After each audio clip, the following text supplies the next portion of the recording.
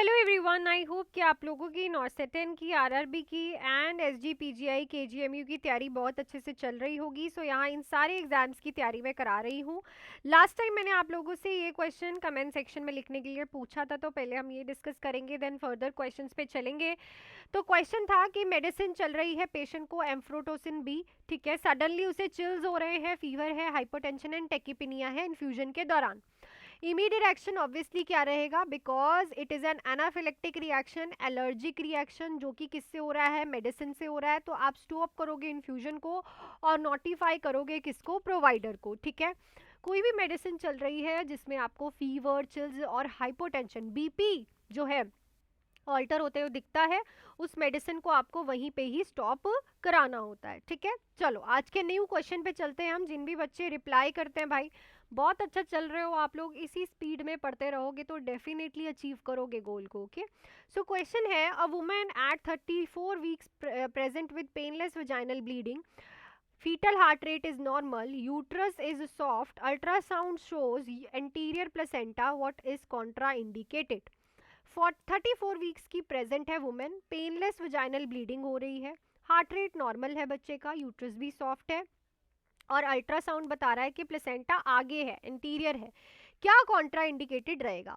So this is the sign of placenta previa, है ना, क्योंकि अगर यूट्रस के ऊपर होता प्लेसेंटा तो जो यूट्रस है वो सॉफ्ट नहीं होता, थोड़ा सा हार्ड फील होता आपको, है ना। सो यूट्रस सॉफ्ट है, मतलब कि प्लेसेंटा ऊपर नहीं है, नीचे है, और पेनलेस वजाइनल ब्लीडिंग भी है, प्लेसेंटा भी इंटीरियर है। तो क्या कॉन्ट्रा इंडिकेटेड है? FHR monitoring, IV fluid, vaginal examination, ultrasound. So it is a vaginal examination. जब प्लेसेंटा लो लाइंग होता है तो आपको वजाइनल एग्जामिनेशंस को अवॉइड करना होता है, because it can rupture the placenta. Next है, patient on mechanical ventilator triggers the high pressure alarms. तो मैकेनिकल वेंटिलेटर पे पेशेंट है, हाई प्रेशर अलार्म आ रहा है, breath sound are diminished on the right side, what should the nurse do first? तो breath sound diminished है right side पे, nurse सबसे पहले क्या करेगी?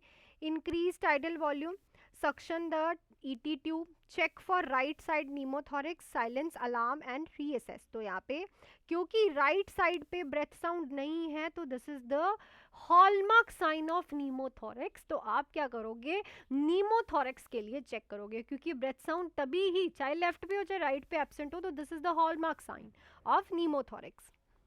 नेक्स्ट है, child with TOF suddenly become cyanotic and tachypneic after crying. तो TOF वाला बच्चा, it is a cyanotic heart disease, ठीक है। सो साइनोटिक हो गया है और टेकिपेनिक हो गया रोने के बाद। करेक्ट इमीडिएट नर्सिंग एक्शन क्या रहेगा? Give IV fluid, place in knee chest position, start CPAP या फिर इंसर्ट NG ट्यूब। सो यहाँ पे आप नी चेस्ट पोजीशन दोगे, इससे जो लंग्स हैं वो प्रॉपरली एक्सपैंड करेंगे, और जब लंग्स प्रॉपरली एक्सपैंड करेंगे तो बच्चा सांस अच्छे से ले पाएगा, और जो उसको साइनोसिस हो रहा है ड्यू टू पुअर ऑक्सीजन और टेकिपेनिक हो रहा है वो ये ठीक होगा, ठीक है। चलो नेक्स्ट है, patient with the diabetic ketoacidosis is on IV insulin, after 2 hours glucose reduce to 480 to 240 but potassium falls from 4.2 to 3.2, what is a priority action?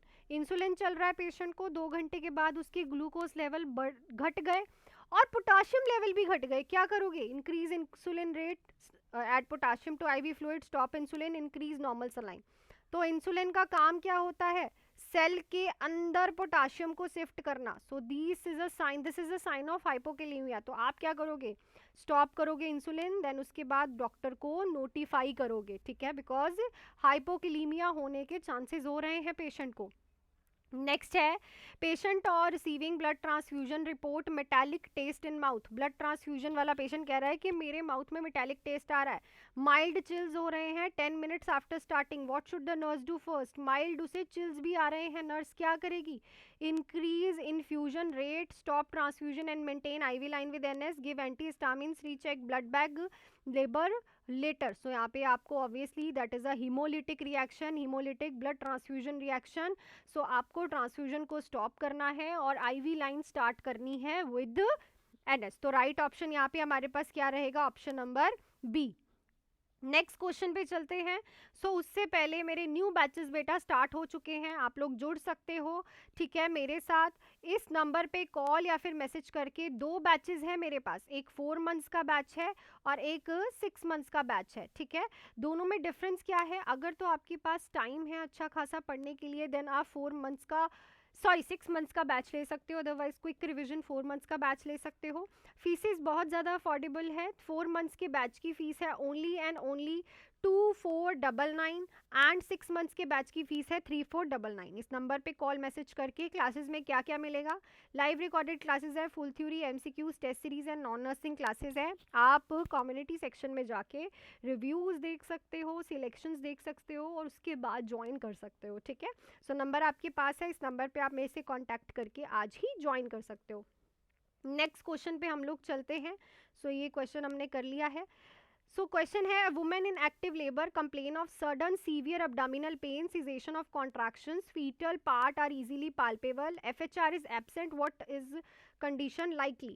तो सडन सीवियर abdominal पेन जो है वो हो रही है मदर को, contractions बंद हो गई हैं, फीटल पार्ट इजीली पाल्पेबल है और हार्ट रेट भी नहीं है बच्चे की। क्या कॉज हो सकता है? Placenta previa, uterine rupture, abruptio placenta, hypertonic uterine contractions. So it is a uterine rupture बेटा। This is the sign of uterus जो है वो रप्चर हो गया है, क्योंकि बच्चा भी यहाँ पे पाल्पेबल हो रहा है।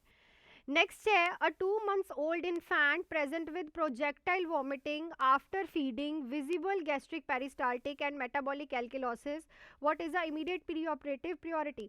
2 months का ओल्ड इन्फेंट है, प्रोजेक्टाइल वॉमिटिंग कर रहा है फीडिंग के बाद, गैस्ट्रिक पेरिस्टालसिस मतलब यहाँ पे बाइलोरिक स्टेनोसिस दिख रहा है आपको, और मेटाबॉलिक एसिडोसिस हो रहा है ड्यू टू वॉमिटिंग, क्योंकि एसिड बाहर निकल रहा है वॉमिटिंग के थ्रू और अंदर एल्किलोसिस इंक्रीज हो रहा है। इमीडिएट प्री ऑपरेटिव प्रायोरिटी क्या रहेगी? Start KCL, correct dehydration electrolyte, provide NG tube, give IV antibiotics. तो यहाँ पे आप क्या करोगे? डिहाइड्रेशन इलेक्ट्रोलाइट को करेक्ट करोगे, क्योंकि यहाँ पे एसिड बेस इम्बैलेंस हो रहा है in the infant, or we can say 2 months infant.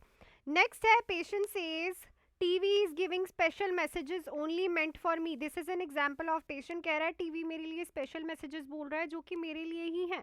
इसको हम क्या बोलेंगे? thought broadcasting, idea of influence, delusion of reference, depersonalization. So it is a delusion of reference, जिसमें आप patient को लगता है कि हर कोई उसके बारे में बात कर रहा है, चाहे TV है, चाहे रेडियो है, चाहे कुछ भी है।